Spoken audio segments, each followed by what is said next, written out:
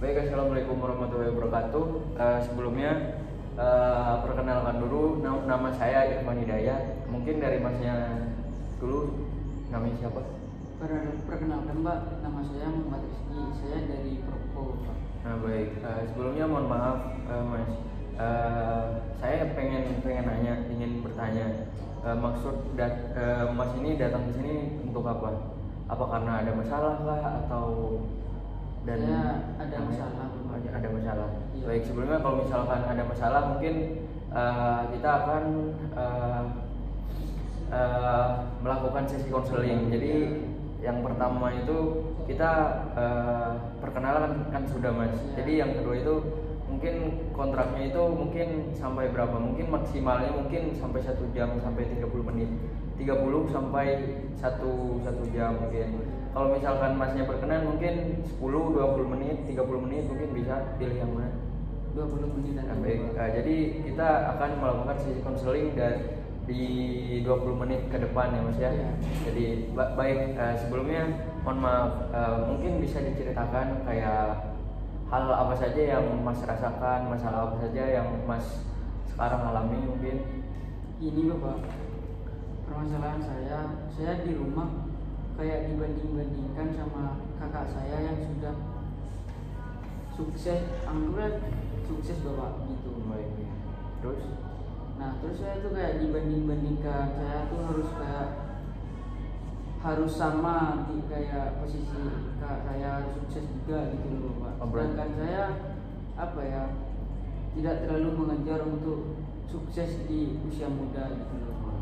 Jadi yang menjadi garis besar ataupun topik permasalahan sekarang ya ialah dibanding-bandingkan. Iya. Jadi Masnya sebelumnya berapa bersaudara? Saya 3 bersaudara Pak. Nah, yang menjadi pertanyaan itu yang dibandingkan ke untuk Kalau saudara keberapa? yang sering dibanding-bandingkan itu ke saudara yang kedua Bapak. Nah. Gitu. Tapi untuk saudara yang pertama? Iya sama Bapak, tapi Oh. yang lebih kayak apa ya, Lebih sering. sukses. Nah ya, yang lebih sukses gitu loh Pak. Saudara yang kedua. Oh baik, mungkin Masnya ketika di rumah mungkin Iya. sering dinasihati ataupun sering dibanding-bandingkan bahwasanya kakak Masnya ataupun saudara Masnya itu lebih sukses dari Mas gitu. Iya. Dan yang menjadi pertanyaan dari orang tuanya Mas itu, kamu ini suksesnya kapan? Sedangkan Iya. kakak kandung kamu ataupun kakak pertama, kedua itu sudah sukses, kamu kapan? Yang menjadi permasalahan kan itu. Jadi baik, kalau misalkan permasalahan itu garis besarnya ialah dibanding-bandingkan. Nah, jadi saya sebagai konselor dan Mas itu sebagai konseli. Jadi mungkin kita sebagai konselor itu mungkin akan menerapkan teknik CBT. CBT itu sebelumnya tahu nggak Mas? Enggak, Belum ya. Pak. Jadi sebelumnya mungkin saya ingin menjelaskan dulu. Jadi CBT itu Cognitive Behavior Therapy. Jadi teknik ini ialah merubah pikiran negatif menjadi pikiran yang positif ataupun mengubah stigma negatif menjadi stigma positif. Ya. Nah, yang menjadi permasalahan tadi tentang Masnya itu dibanding-bandingkan.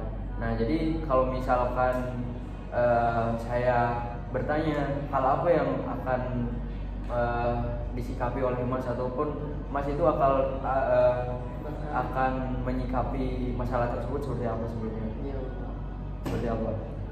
Ya kalau perasaan saya tuh kayak negatif tuh gitu loh Bapak.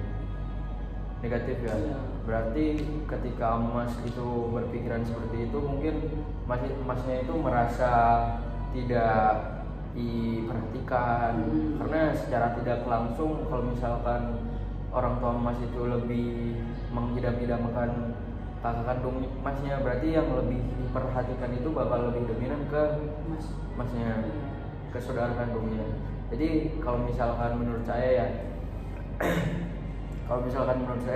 kalau misalkan orang tua Mas itu berstigma bahwasanya Mas itu tidak sukses, sedangkan kakak Masnya itu sudah sukses, mungkin yang menjadi yang harus disikapi ialah bukan perkataan orang tuanya, tapi perkataan orang tuanya itu dijadikan sebagai motivasi ataupun sebagai bahan bakar untuk menjadi lebih baik ke depannya. Kalau misalkan orang tua Mas itu bahasanya itu meremehkan Masnya, itu dijadikan sebagai sebagai ya sebagai acuan mungkin.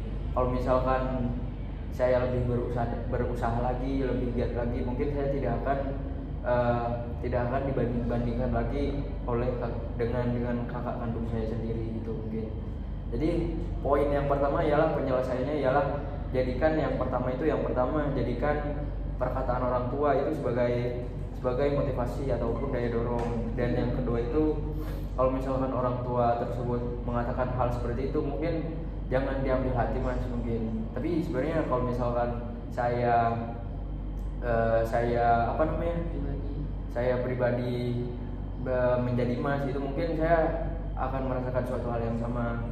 Mungkin saya sebagai orang luar di sini mungkin akan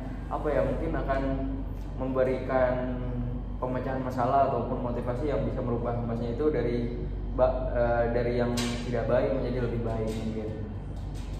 Jadi kesimpulannya ialah jadikan perkataan orang tua, hal yang dibanding-bandingkan oleh orang tua Masnya itu dijadikan suatu acuan ataupun suatu motivasi aksi.